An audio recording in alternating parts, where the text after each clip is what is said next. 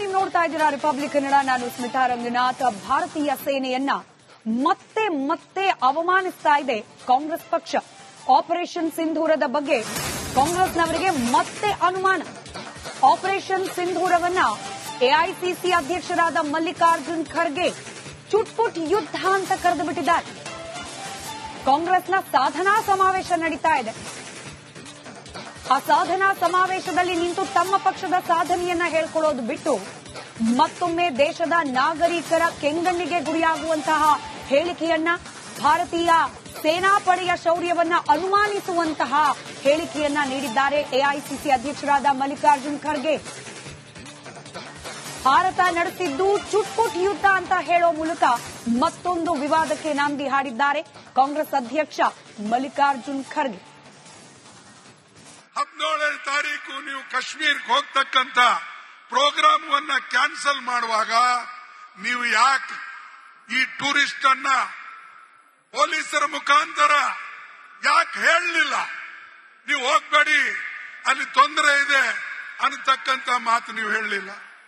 ಹೇಳಿದ್ರೆ 26 ಪ್ರಾಣಗಳನ್ನ ಉಳಿತೀವು ಮತ್ತು ನಮ್ಮ ಈಗೇನು ನಾವು ಹೆಚ್ಚು ಕಡಿಮೆ ಚುಟ್ಪುಟ್ಟು ಯುದ್ಧಗಳು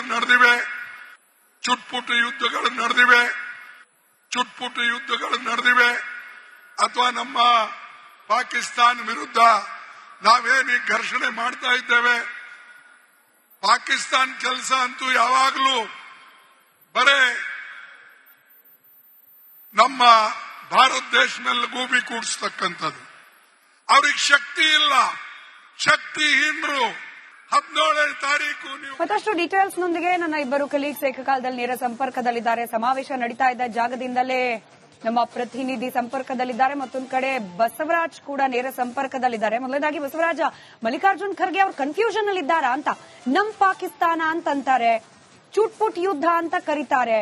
ಅದರ ಜೊತೆಯಲ್ಲಿ ಸೇನೆಗೆ ಅಪಮಾನ ಆಗೋ ರೀತಿಯಲ್ಲಿ ಮತ್ತೆ ಮತ್ತೆ ಆ ರೀತಿಯಲ್ಲಿ ಮಾತನಾಡೋದ್ರಿಂದ ಎಷ್ಟು ಗಂಭೀರವಾದ ಕಾನ್ಸಿಕ್ವೆನ್ಸಸ್ ಆಗುತ್ತೆ ತಮ್ಮ ಪಕ್ಷದ ಮೇಲೆ ಅನ್ನೋದು ಇತಿಹಾಸದಲ್ಲಿ ಗೊತ್ತಿದ್ರೂ ಕೂಡ ಮತ್ತಂತದ್ದೇ ಹೇಳಿಕೆಯನ್ನ ನೀಡ್ತಿದ್ದಾರೆ ಮಲ್ಲಿಕಾರ್ಜುನ್ ಖರ್ಗೆ ಅವರು. ಈಸಿ ಕನ್ಫ್ಯೂಷನ್ ಅಲ್ಲಿ ಏನಾದ್ರೂ ಇದ್ದಾರಾ ಅಂತ ಹೇಳಿ.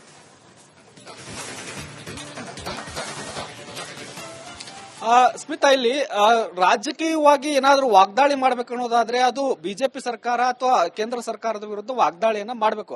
ಅದು ಹೊರತುಪಡಿಸಿ ಸೇನೆ ನಡೆಸ್ತಕ್ಕಂತ ಕಾರ್ಯಾಚರಣೆಗಳ ಬಗ್ಗೆ ಒಂದಷ್ಟು ಕಾಮೆಂಟ್ ಮಾಡೋದು ಕಾಂಗ್ರೆಸ್ಗೆ ಮತ್ತು ಕಾಂಗ್ರೆಸ್ ನಾಯಕರಿಗೆ ಶೋಭೆ ತರೋದಿಲ್ಲ ಅನ್ನುವಂಥದ್ದು ಬಹಳ ಸ್ಪಷ್ಟ.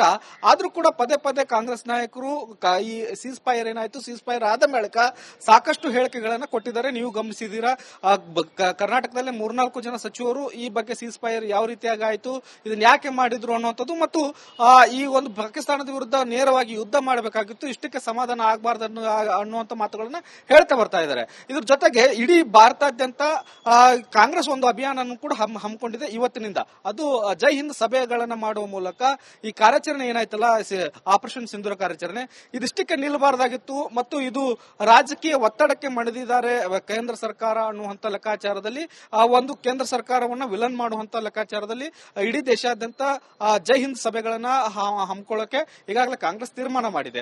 ಆದ್ರೆ ಏನೇ ಇರಲಿ, ರಾಜಕೀಯ ವಿಚಾರಗಳು, ಕಾಂಗ್ರೆಸ್ ಬಿಜೆಪಿಯ ನೇರ ವಾಗ್ದಾಳಿಗಳಿರ್ತವೆ, ಅದನ್ನ ನೇರವಾಗಿ ವಾಗ್ದಾಳಿ ಮಾಡಬೇಕು.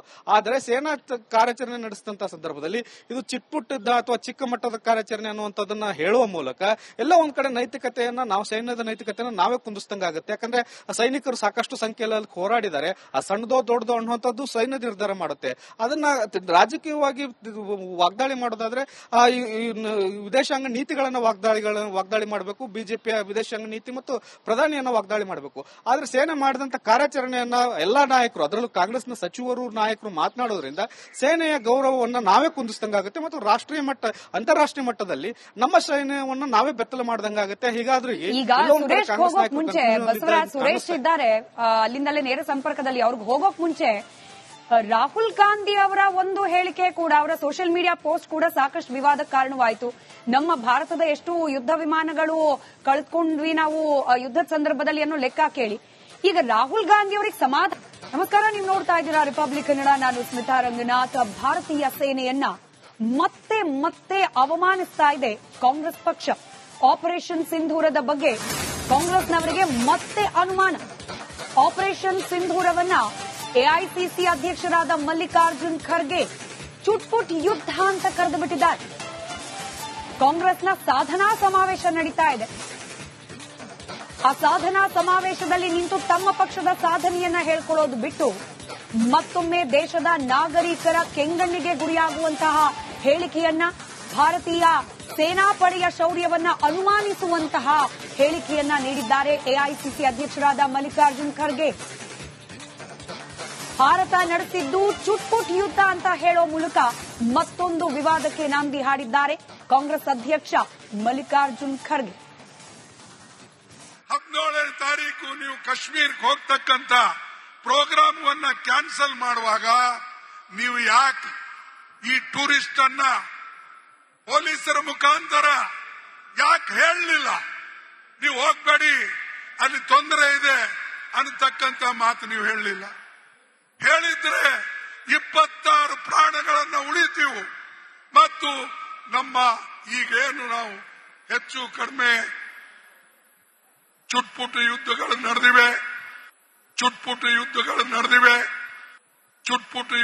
ನಡೆದಿವೆ ಅಥವಾ ನಮ್ಮ ಪಾಕಿಸ್ತಾನ ವಿರುದ್ಧ ನಾವೇನು ಘರ್ಷಣೆ ಮಾಡ್ತಾ ಇದ್ದೇವೆ, ಪಾಕಿಸ್ತಾನ ಕೆಲಸ ಅಂತೂ ಯಾವಾಗಲೂ ಬರೇ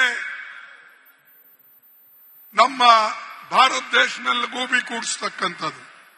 ಅವ್ರಿಗೆ ಶಕ್ತಿ ಇಲ್ಲ, ಶಕ್ತಿಹೀನರು. 17ನೇ ತಾರೀಕು ಮತ್ತಷ್ಟು ಡೀಟೇಲ್ಸ್ ನೊಂದಿಗೆ ನನ್ನ ಇಬ್ಬರು ಕಲೀಗ್ಸ್ ಏಕಕಾಲದಲ್ಲಿ ನೇರ ಸಂಪರ್ಕದಲ್ಲಿದ್ದಾರೆ. ಸಮಾವೇಶ ನಡೀತಾ ಇದ್ದ ಜಾಗದಿಂದಲೇ ನಮ್ಮ ಪ್ರತಿನಿಧಿ ಸಂಪರ್ಕದಲ್ಲಿದ್ದಾರೆ. ಮತ್ತೊಂದು ಕಡೆ ಬಸವರಾಜ್ ಕೂಡ ನೇರ ಸಂಪರ್ಕದಲ್ಲಿದ್ದಾರೆ. ಮೊದಲನೇದಾಗಿ ಬಸವರಾಜ, ಮಲ್ಲಿಕಾರ್ಜುನ್ ಖರ್ಗೆ ಅವರು ಕನ್ಫ್ಯೂಷನ್ ಅಲ್ಲಿ ಇದ್ದಾರಾ ಅಂತ? ನಮ್ ಪಾಕಿಸ್ತಾನ ಅಂತಂತಾರೆ, ಚುಟ್ಪುಟ್ ಯುದ್ಧ ಅಂತ ಕರೀತಾರೆ. ಅದರ ಜೊತೆಯಲ್ಲಿ ಸೇನೆಗೆ ಅಪಮಾನ ಆಗೋ ರೀತಿಯಲ್ಲಿ ಮತ್ತೆ ಮತ್ತೆ ಆ ರೀತಿಯಲ್ಲಿ ಮಾತನಾಡೋದ್ರಿಂದ ಎಷ್ಟು ಗಂಭೀರವಾದ ಕಾನ್ಸಿಕ್ವೆನ್ಸಸ್ ಆಗುತ್ತೆ ತಮ್ಮ ಪಕ್ಷದ ಮೇಲೆ ಅನ್ನೋದು ಇತಿಹಾಸದಲ್ಲಿ ಗೊತ್ತಿದ್ರೂ ಕೂಡ ಮತ್ತಂತದ್ದೇ ಹೇಳಿಕೆಯನ್ನ ನೀಡ್ತಿದ್ದಾರೆ ಮಲ್ಲಿಕಾರ್ಜುನ್ ಖರ್ಗೆ ಅವರು. ಈಸಿ ಕನ್ಫ್ಯೂಷನ್ ಅಲ್ಲಿ ಏನಾದ್ರೂ ಇದ್ದಾರಾ ಅಂತ ಹೇಳಿ.